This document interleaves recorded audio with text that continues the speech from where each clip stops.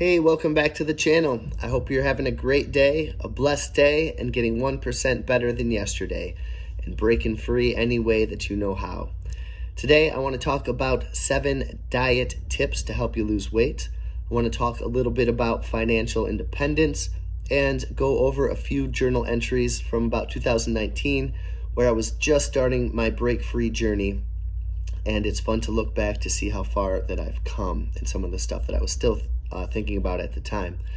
Before I get into that, I did get out an Instacart, of course, this morning and spark delivery drive. I got to my goal. I'm about 229 for the week. That's fine. I even got to cut out a little early and have this day a little bit to myself before waiting tables at night. Waiting tables at night yesterday was nice. It was the first day of working after I had that chat meeting with my boss. He was fine.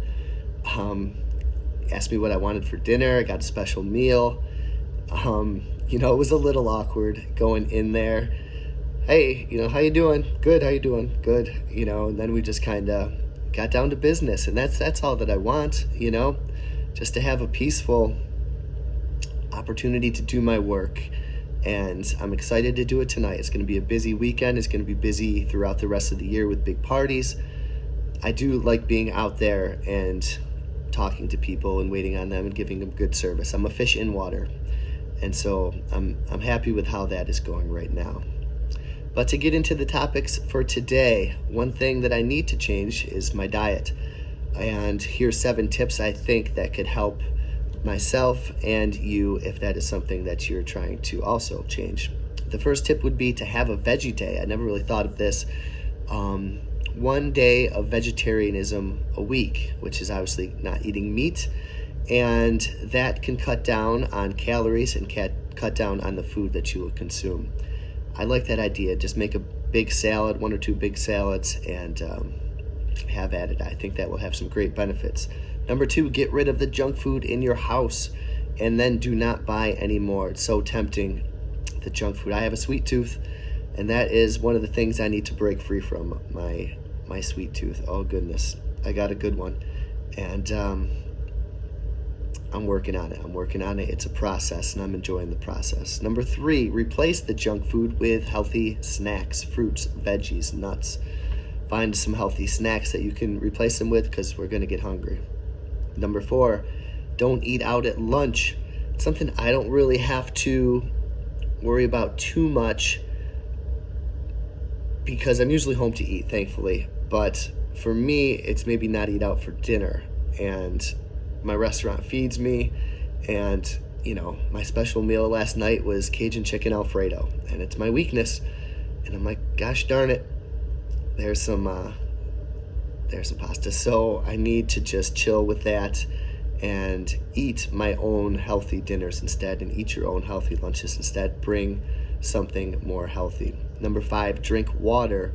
Cut out coffee, which, I guess black coffee is not too bad, but cream sugar is going to get you tea the same way. Soda, alcohol. Cut it out and the calories will drop. Number 6, change one food at a time. Make it a gradual change. Don't change your whole diet overnight, as excited as you can be to do so.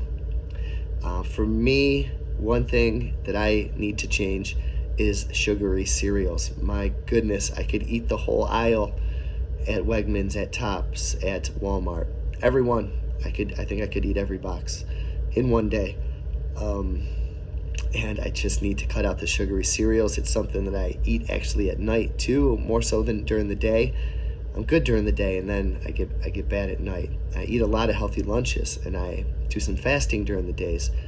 But I don't know if it's eating to de-stress after work or because I work in a restaurant where I get loaded up with carbs, and I come home and I want something sweet before bed. Sugary cereals gotta go. And finally, number 7, don't diet at all. Diets don't typically work. Diets don't typically last. The key, I think, for change with anything, for smoking, for drinking, for diets, you name it, gambling, it's got to be a lifestyle change. You got to be a person who doesn't gamble. I'm not gambling this month. taking it off until 2023, or I'm not drinking this month, or I'm a person who doesn't eat sweets. I don't smoke. If somebody offers you a cigarette, not that I'm trying to quit. No, I'm not a smoker. Change that lifestyle and try to make a positive change that can last forever in your lifestyle. Can I be a person who doesn't eat late at night? Can I be a person who cuts out sweets? And I think having a cheat day, at least initially, I think that's okay. Because it's not torture, and parties and stuff like that, celebrations, Christmas, Thanksgiving, I say have at it. But make it a lifestyle change and include intermittent fasting in that. Second topic I want to talk about today is financial independence. This is probably the single biggest life-quaking topic, idea that I've come across in maybe my whole life, or in certainly a long, long time. I never knew anything like this existed. And I see people out there struggling with jobs that they do not like, who are making 4 or 5 times as much as I am. And, I'm sure there's people who just have no concept of saving and why they should save. And when I figured this out, I knew there was a path to a better life, a path to less stress, and a path to freedom. And financial independence technically is going to mean the total amount of your net worth would provide passive or almost passive income, where you would not have to work if you did not choose. But in digging deeper into this topic of financial independence, it means a lot of different things to a lot of different people. And I know it does for me. To me, financial independence doesn't mean not working, at least not yet. Perhaps if I was extremely wealthy, that could be a goal. There's people who are financially independent in their 30s. But I think most of people work. It's like financially independent and then retire early. And that's not necessarily my goal, probably because that's not the cards I've been dealt. But to me, financial independence means to be able to leave my current job of waiting tables to pursue an occupation that is less stressful. And it doesn't mean I don't like my job, because I do. I don't like certain situations of my job, which we've talked about at length on these videos, and I think I've somewhat resolved that.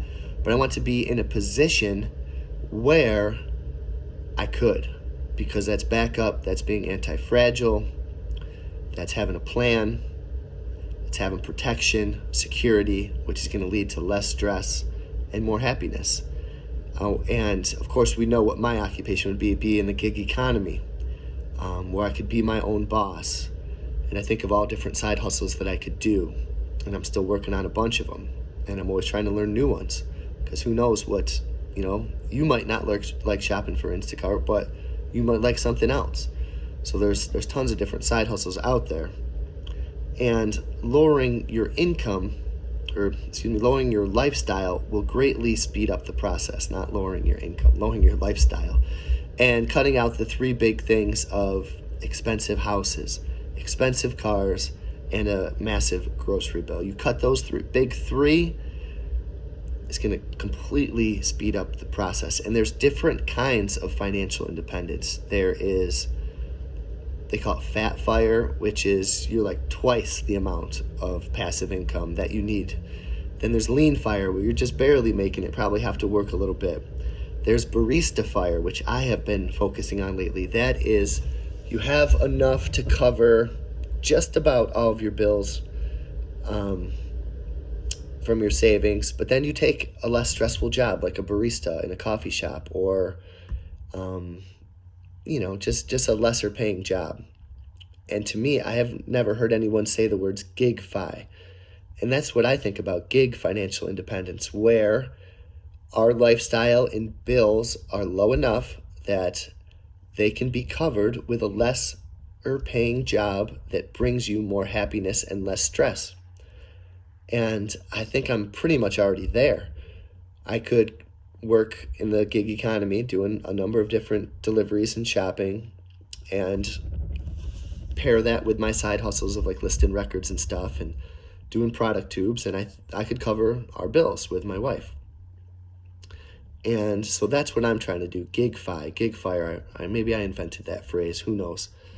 But I know I have that to lean back on if and when, the restaurant shuts down, or if and when I choose to step away from that. And I feel very good that I've come a long way in a few years, starting from when I basically started this journal in 2019, and the passages I want to read are going to be at the end of May 2019, and this is kind of where I was at the time, still with a ton of debt, and it might seem like a far journey for you to go to, but this is possible if you put your mind to it. And so a few journal entries for today. May 27th, instead of calling work work, call it play. Be in the here and now. Make life fun, a play, a game. I love listening and learning about deep personal development stuff. I want to teach the kids to enjoy life and not make it a drag. Next one. Happy I'm journaling. I have wanted to for years.